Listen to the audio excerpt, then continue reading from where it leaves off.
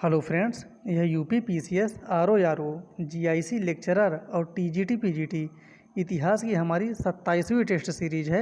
बहुत इंपॉर्टेंट प्रश्न इसमें दिए गए हैं। काफ़ी प्रश्न इसमें से पिछली बार पूछे भी जा चुके हैं और जो अक्सर रिपीटेड होते रहते हैं वो भी इसमें से प्रश्न शामिल हैं।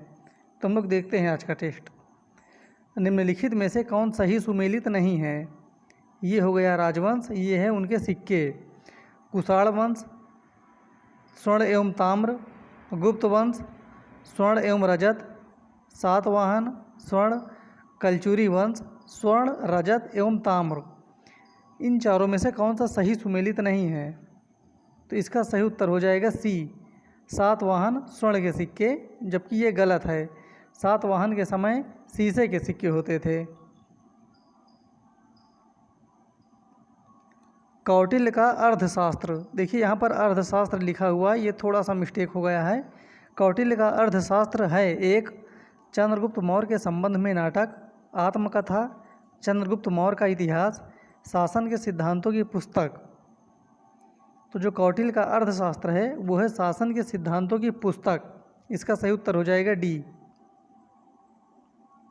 सार्थवाह किसे कहते थे? दलालों को, व्यापारियों के काफिलों को, महाजनों को या तीर्थयात्रियों को? इन चारों में से सार्थवाह किसे कहा जाता था? तो सार्थवाह कहा जाता था व्यापारियों के काफिले को, उसको सार्थवाह कहते थे।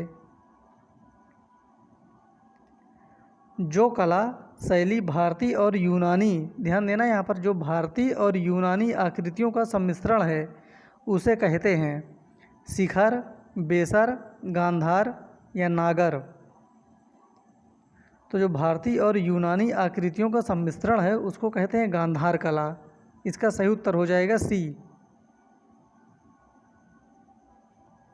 इलाहाबाद का अशोक स्तंभ किसके शासन के बारे में सूचना प्रदान करता है? चंद्रगुप्त मौर्य के, चंद्रगुप्त प्रथम के, चंद्रगुप्त द्वितीय के या समुद्रगुप्त के? तो जो इलाहाबाद का अशोक स्तंभ है वो सूचना प्रदान करता है समुद्रगुप्त के बारे में। इसका सही उत्तर हो जाएगा डी। सौंदरानंद किसकी रचना है? बहुत इंपॉर्टेंट है ये वाला प्रश्न, काफ़ी बार एग्जाम में आया है। अश्वघोष, बाणभट्ट, भवभूति या भास? तो सौंदरानंद रचना है अश्वघोष की। इसका सही उत्तर हो जाएगा ए। रजिया बेगम को सत्ता मुक्त करने में किसका हाथ था? अरबों का, अफ़गानों का, मंगोलों का या तुर्कों का? काफ़ी इम्पोर्टेंट प्रश्न है ये वाला। इसका सही उत्तर हो जाएगा डी, तुर्कों का इसमें संपूर्ण योगदान था रजिया बेगम को सत्ता मुक्त करने में। अपनी शक्ति को समेकित करने के बाद बलबन ने भव्य उपाधि धारण की। यहाँ पर ध्यान देना है, बलबन ने तो किस चीज़ की उसने उपाधि धारण किया था? तूतिए हिंद, कैसरे हिंद, जिल्ले इलाही, दीने इलाही? तो बलबन ने इन चारों में से किसकी उपाधि धारण किया था? इसका सही उत्तर हो जाएगा सी, जिल्ले इलाही।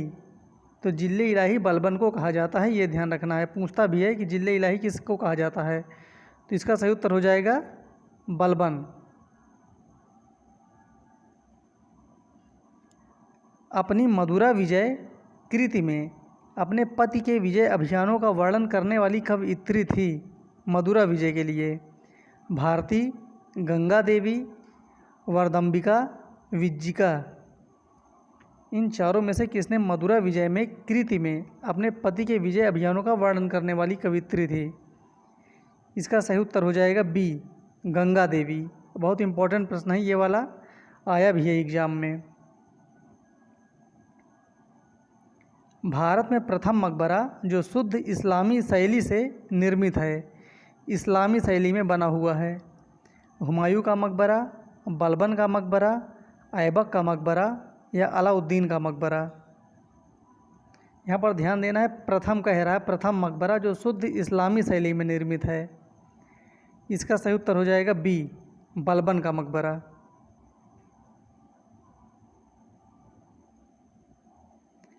13वीं और 14वीं शताब्दी में भारतीय कृषक खेती नहीं करता था। गेहूं की, जौ की, चना की या मक्का की? तो ये बताना है 13वीं और 14वीं शताब्दी में किस चीज़ की खेती नहीं की जाती थी भारत में। इसका सही उत्तर हो जाएगा डी, मक्का की। चैतन्य महाप्रभु किस संप्रदाय से संबद्ध थे? वैष्णव, शैव, बौद्ध या सूफी? इसका सही उत्तर हो जाएगा ए, वैष्णव धर्म से संबंधित थे चैतन्य महाप्रभु। शेख निजामुद्दीन औलिया की दरगाह स्थित है आगरा में, अजमेर में, दिल्ली में या फतेहपुर सीकरी में? इन चारों में से शेख निजामुद्दीन औलिया की दरगाह कहाँ स्थित है? ये वाला क्वेश्चन मिलान के लिए पीसीएस में और आरओ में काफ़ी बार आ चुका है, तो बहुत इम्पोर्टेंट है ये वाला प्रश्न। इसका सही उत्तर हो जाएगा सी, दिल्ली में। निजामुद्दीन औलिया की मकबरा दिल्ली में स्थित है। फरीद, जो बाद में शेर शाह सूरी बना, ने कहाँ से शिक्षा प्राप्त की थी? सहसाराम, पटना, जौनपुर, लाहौर? इन चारों में से शेर शाह सूरी ने, जिसको बचपन में फरीद कहते थे, तो उसने शिक्षा कहाँ से ग्रहण किया था? इसका सही उत्तर हो जाएगा सी, जौनपुर से। दारा शिकोह ने किस शीर्षक के अंतर्गत उपनिषदों का फारसी में अनुवाद किया था? उस शीर्षक का नाम बताना है। अल फिहरिस्त, किताब अल बयां, मजम उल बहरीन, सिर्र ए अकबर? इसका सही उत्तर हो जाएगा डी, सिर्र ए अकबर के अंतर्गत दारा शिकोह ने उपनिषदों का फारसी में अनुवाद किया था। मुग़ल प्रशासन में मदद ए मास इंगित करता है, मदद ए मास क्या होता था?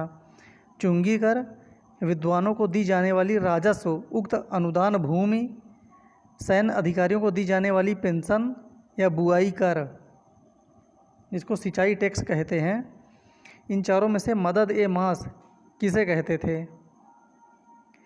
इसका सही उत्तर हो जाएगा बी, विद्वानों को दी जाने वाली राजस्व मुक्त अनुदान भूमि, उसको मदद ए मास कहा जाता था मुग़ल प्रशासन में। दिल्ली का वह शिक्षा केंद्र जो मदरसा ए बेगम कहलाता था, किसके द्वारा स्थापित किया गया था? देखिए पीसीएस में क्वेश्चन आया है मदरसा ए बेगम की स्थापना किसने किया था, साफ साफ ऐसे करके आया था। तो गुलबदन बेगम, माहम अनगा, जिया उन्निसा, जीनत उन्निसा? इसका सही उत्तर हो जाएगा बी, माहम अनगा के द्वारा मदरसा ए बेगम की स्थापना की गई थी दिल्ली में। शिवाजी के शासनकाल में विदेश मंत्री को कहा जाता था? सुमंत, अमात्या, सर ए नौबत, सचिव? तो शिवाजी के शासनकाल में विदेश मंत्री को कहा जाता था सुमंत। इसका सही उत्तर हो जाएगा ए। पानीपत का तीसरा युद्ध लड़ा गया है हेमू तथा अकबर के बीच, हुमायूं तथा शेर शाह सूरी के बीच, मराठा तथा अहमद शाह अब्दाली के बीच या नादिर शाह तथा मुग़लों के बीच? इसका सही उत्तर हो जाएगा सी, मराठा तथा अहमद शाह अब्दाली के बीच पानीपत की तीसरी लड़ाई लड़ी गई थी। निम्नलिखित में से किस मुग़ल सम्राट ने अंग्रेज़ों को बंगाल में शुल्क मुक्त व्यापार की सुविधा प्रदान की थी? अकबर, जहांगीर, बहादुर शाह, फर्रुखसियार? इसका सही उत्तर हो जाएगा डी, फर्रुखसियार ने मुग़ल सम्राटों को बंगाल में, ध्यान देना यहाँ पर कभी कभी ऑप्शन में डालता है कि बंगाल में या पूरे भारत में, तो उसका सही उत्तर हो जाएगा बंगाल में शुल्क मुक्त व्यापार की सुविधा प्रदान की थी फर्रुखसियार ने। इस प्रकार ये आज हमारे 20 प्रश्न हो गए। फिर मिलते हैं अगले वीडियो में, तब तक के लिए धन्यवाद।